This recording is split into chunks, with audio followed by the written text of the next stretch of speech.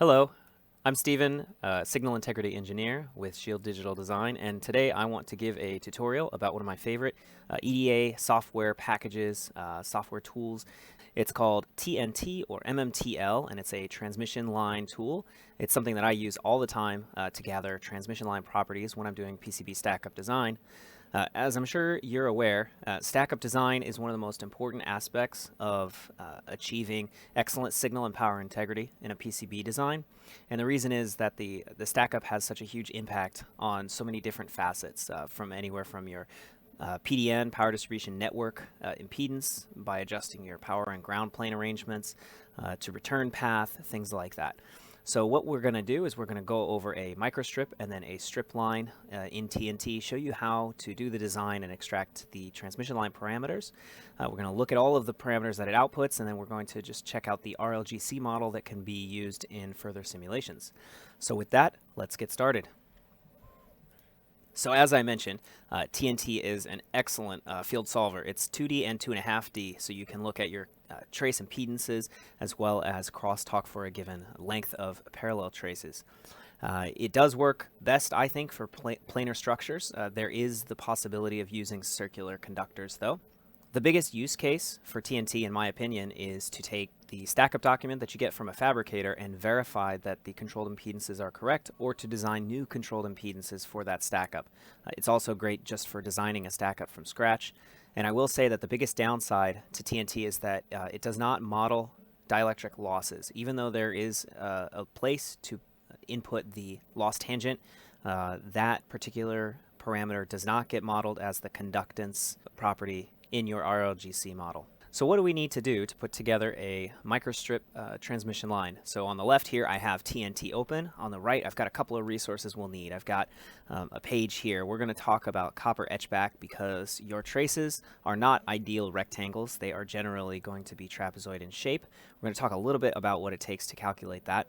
And then I've got some information from a laminate vendor for the dielectric, so we can input the correct dielectric properties.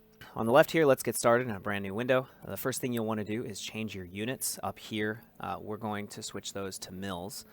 And at that point, because we're doing a microstrip, we're just going to throw a ground plane on the bottom, and let's use a standard 1/2 ounce, 0.6 mil thickness ground plane. We'll then add a dielectric layer. This is our primary dielectric between the trace and the ground plane. For right now, I'm going to leave everything unchanged. We're just going to throw it down. I will adjust things in a minute. Next, we're going to add our conductor. You can add a rectangular conductor or a trapezoid conductor, and in this case, again, like I mentioned, we're going to use trapezoid to model a realistic outer layer trace. Just going to select the material as copper. Now, bottom width and top width are shown here in this diagram on the right. They are related to an angle alpha, which I would call the etch angle. That angle specifies how much etchback the trace has, and I find from practice that 70 degrees is a very good estimate to use for that etch angle.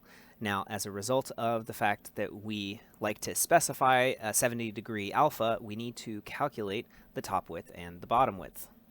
One thing that's nice about the top width and bottom width with an etch angle is that no matter how much the bottom width changes, the top width for a given trace height and etch angle will always stay the same amount, the same distance shorter than the bottom width, so it's very easy to adjust and increment. So for this case, let's just assume we have an 8 mil bottom width, 70-degree etch angle, and we're on an outer layer trace. We're going to assume 2 mil trace thickness, and the reason I'm using 2 mil is that that's a very common thickness for an outer layer copper after the pattern plating process. So all we're going to do is we're going to plug in the values that I've just described into this formula.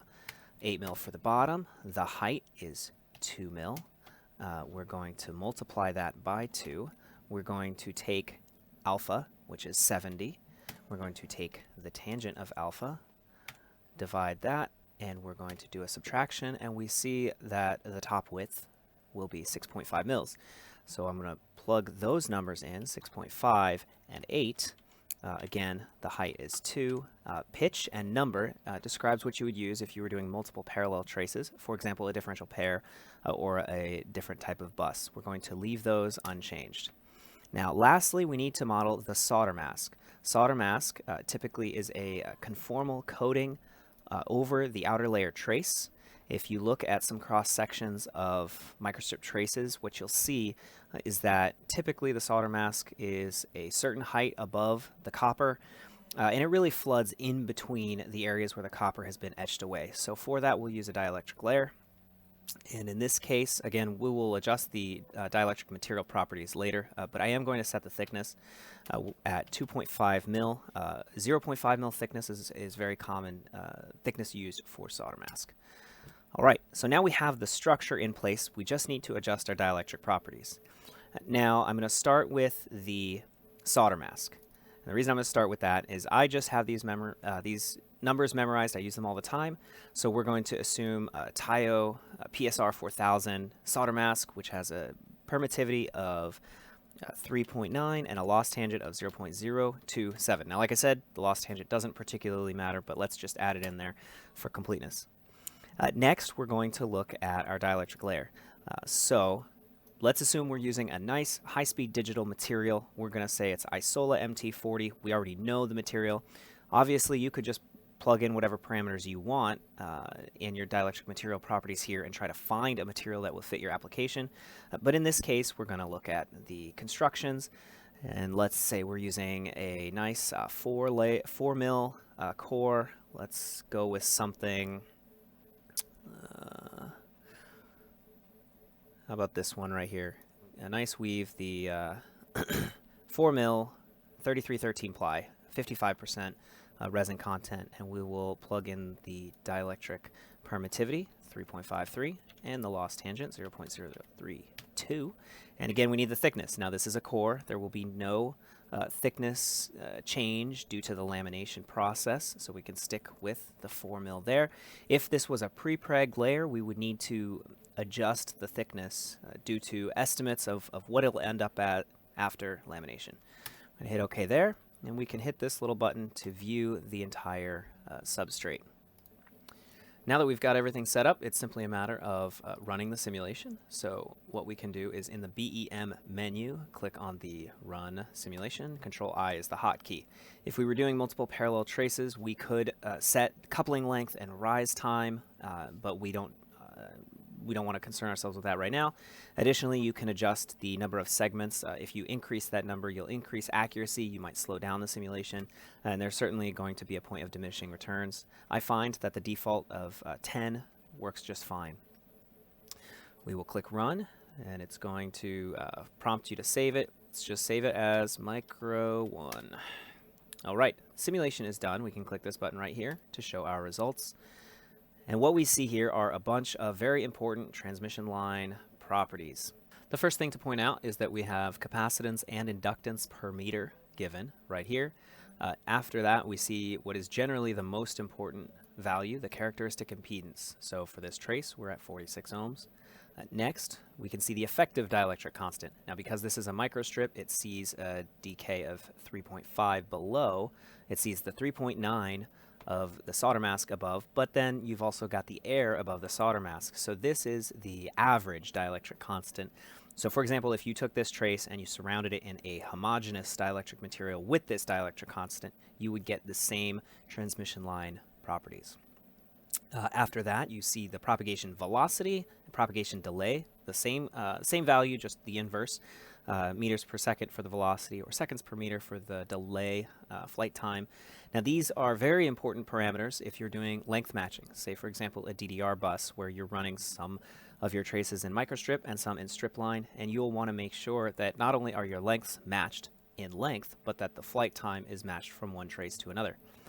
Lastly, we've got the DC resistance. So if we had set the length to be longer or changed the material to something other than copper, we would see an adjustment there. And finally, you see a listing for crosstalk, which is what you would see if you were using multiple parallel conductors. So let's do the most common thing here, which is figure out how we can get to 50 ohms. 50 ohms is the most common controlled characteristic impedance value.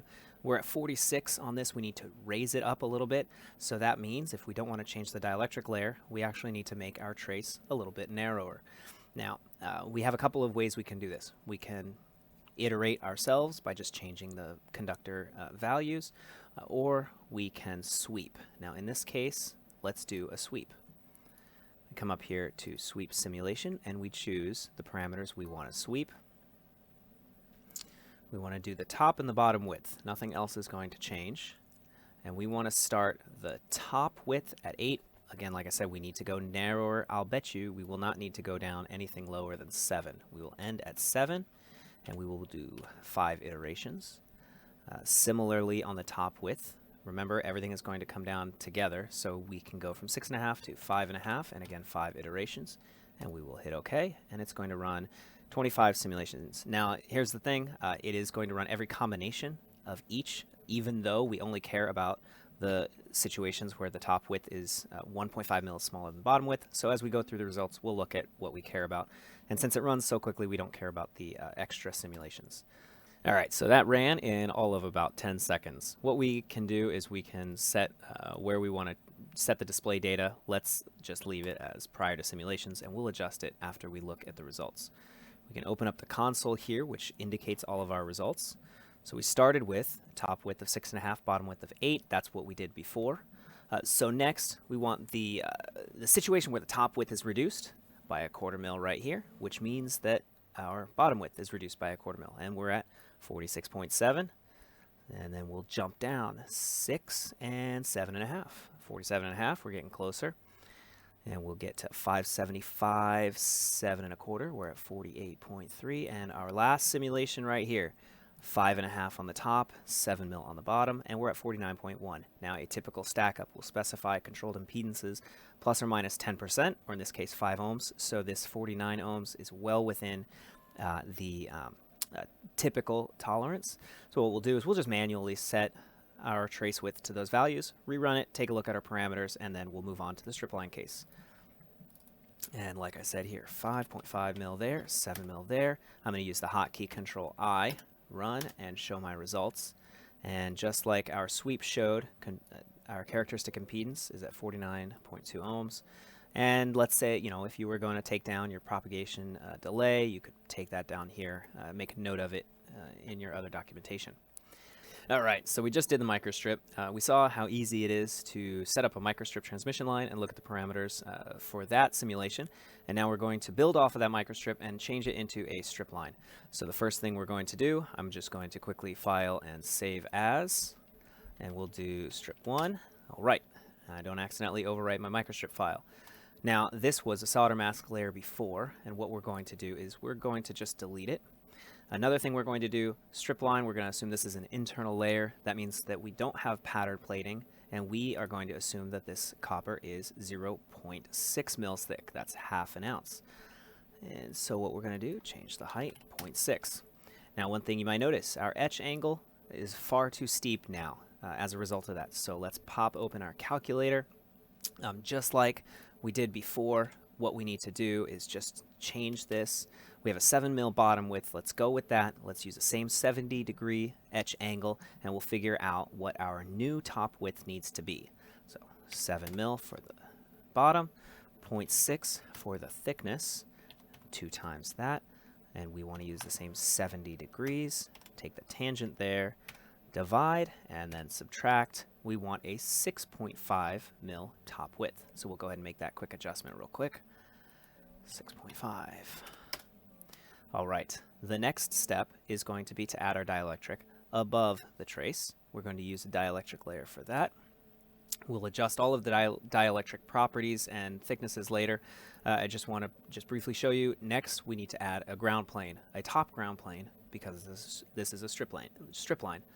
So we're going to add another ground plane. Again, thickness is 0.6 mil. Now, one thing to note, the thickness of your ground plane actually doesn't matter because they are ideal return planes, but I like to keep it similar to what my actual stackup will show just for consistency. We're going to keep the same 4 mil thickness, 3313 core underneath the trace. Our etch angle is the correct orientation based on how the board would actually be etched, but we do need to figure out what prepreg we're going to use above this. So we're going to jump down on the MT40 constructions page, and let's say maybe we are going to be using somewhere around 8 mils total thickness. All right, Stay away from 1080 glass. See Bill Hargan's article if you have a question about why that is. And we'll use a 1078 instead. Let's do this. We'll take 2 ply of this 1078 73% dielectric. Now, here's the thing. Like I mentioned in the microstrip case, if you have a prepreg, what happens is that prepreg is not fully cured, and during the lamination cycle, the prepreg squeezes down, resin flows into the copper voids on the adjacent layers, and the final thickness will be thinner than what the vendor specifies here. That final thickness is dependent on things such as the copper, the percentage of copper layer used on the adjacent layers, right? The copper coverage of those adjacent layers. Now, if you know the exact copper coverage of each adjacent layer, you can very easily use a mathematical formula to determine the volume of resin that will fill those cavities and figure out very accurately what the press thickness will be. Usually at this stage in the game, you're designing a stack up and you don't know. I like to just very roughly use 85%, although perhaps if you know one layer is a signal, one layer is a plane or a mixed layer, you might be able to get a little bit more accuracy there. Only a few stack-up design software tools will allow you to automatically correct for this post lamination thickness. Z0 does it very well. Polar will do it. But other tools such as ICD Design Integrity does not have that feature built in. Like I said, I use a quick estimate, so we're just going to jump over to my calculator. And I'm going to use 4.3 mil thickness for 1 ply. There are 2 plies. We'll multiply that, and like I said, an 85% correction factor, and that means that the final dielectric thickness for the prepreg layer above this trace will be 7.31 mils. Now I must also note the thickness that stack-ups are specified in is a metal to metal thickness, which means it's from the top of this trace to the edge here of the ground plane. So that means that we also need to account for this 0.6 mil right here. So we'll take 0.6, add it in there, and we have 7.91. We'll adjust that thickness right now.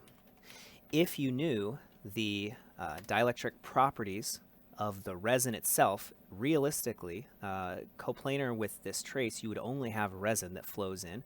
Resin has a different dielectric constant than the fiber weave. So if you wanted to be even more accurate, you could specify a layer that is 0.6 mil thick here of just the resin, and then the total dielectric properties above it. Now, that is not something that's very easy to find. You would have to reach out to the laminate manufacturer to determine those values. Either way, we have our thickness in this case, and we just need to pop in our dielectric properties. Permittivity on this material is 3.14, with the loss tangent being 0022. All right, so just like we had in the microstrip case, we've built our transmission line structure, and we can look at the simulation.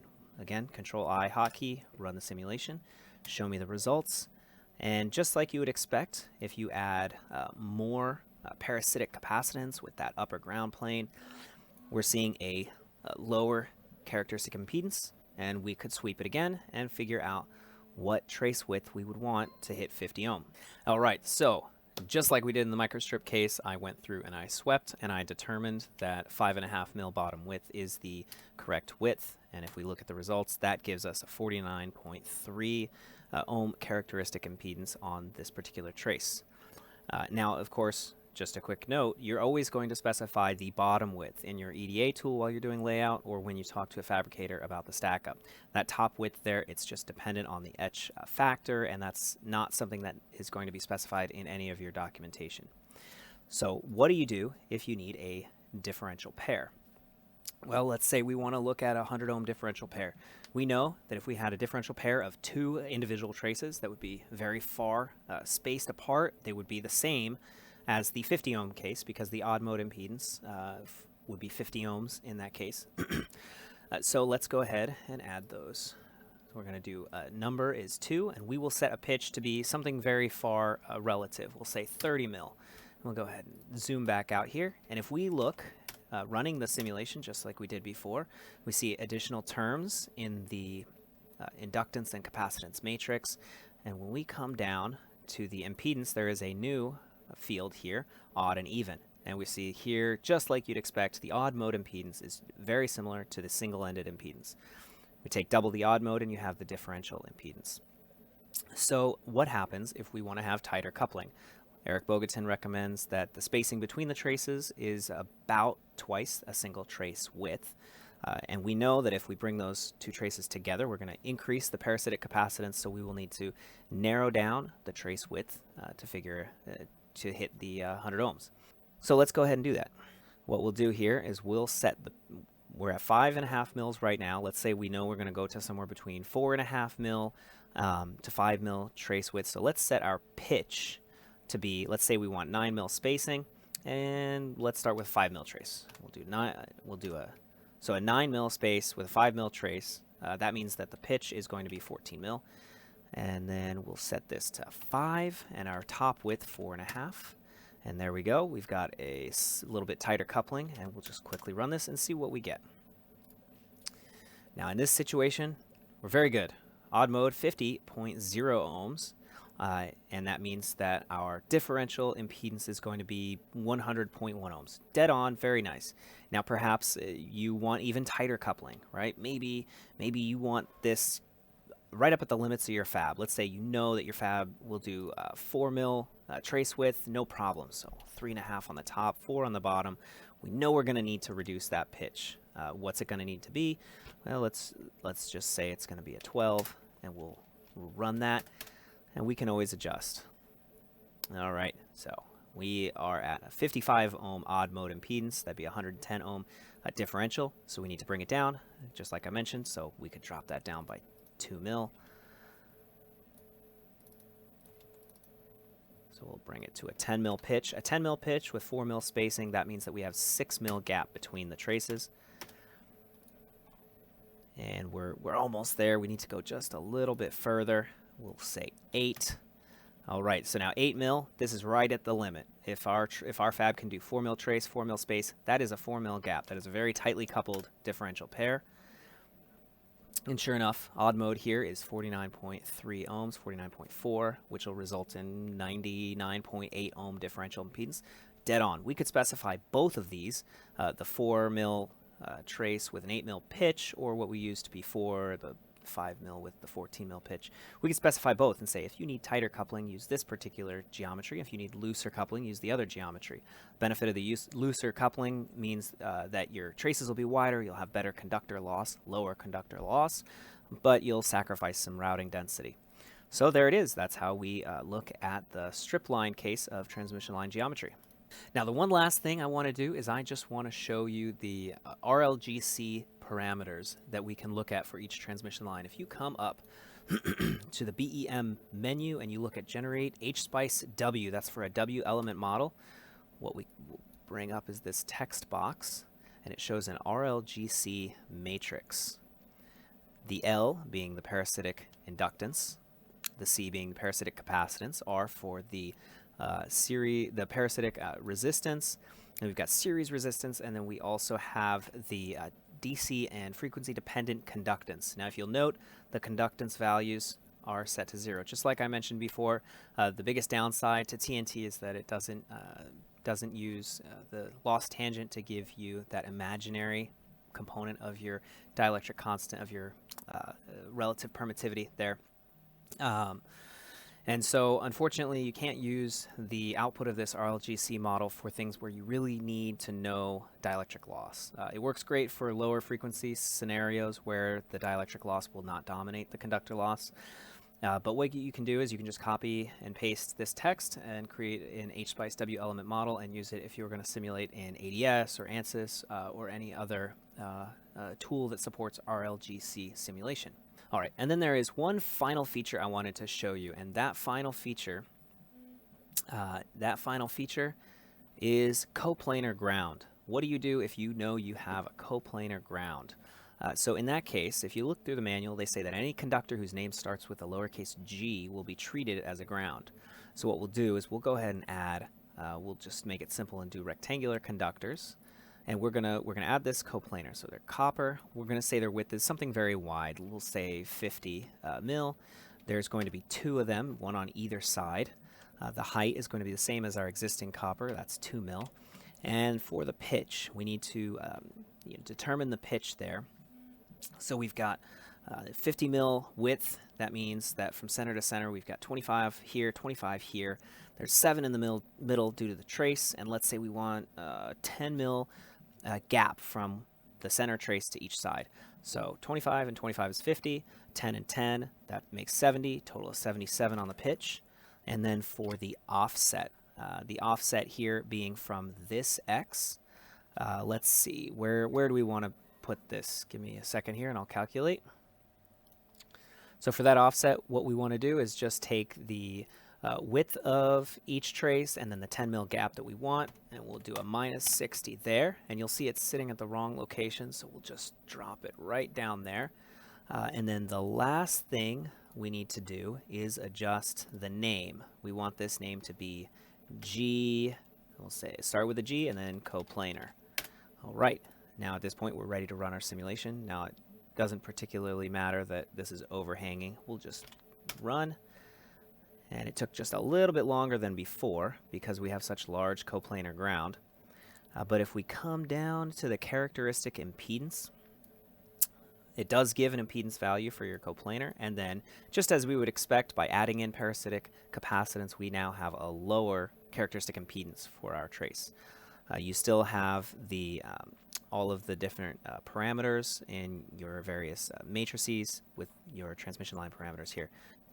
So I would just like to say thank you for taking the time to watch this video. I really enjoy using TNT in my daily design tasks and everything. So if you ever have any questions about it, please feel free to reach out to me. Thank you again.